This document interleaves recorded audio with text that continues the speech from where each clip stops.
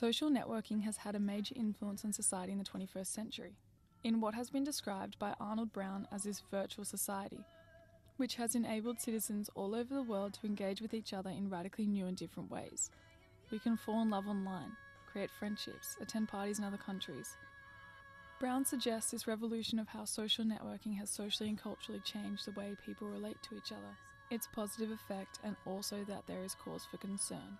This is discursively constructed due to new media's integral part of everyday life, and comes up in conversation regularly from the person you are speaking to on Grindr or Tinder, the friend you are Skyping from Exchange, and the long-distance relationship you are maintaining.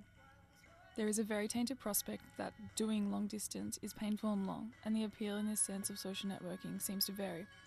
Lenhart and Maden suggest a more pragmatic social motive, such as staying in touch with friends, organising social activities, or flirting with someone.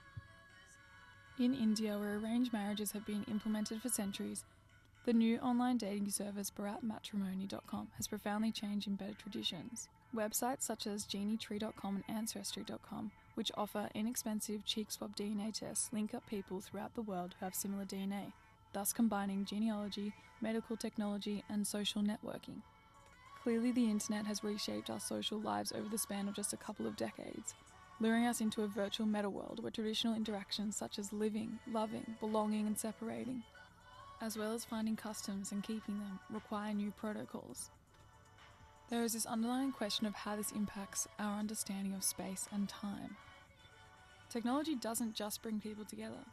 As Brown suggests, this virtual space creates a temporal and spatial separation from which it becomes seemingly easier to accomplish unpleasant interpersonal tasks. Hence, it is superficially easier to break up with a significant other via text message or email.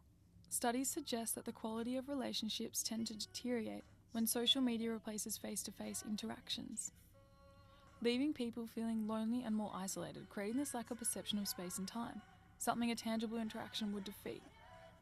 Overall, social networking's effect on social relations seems to be a mixed one.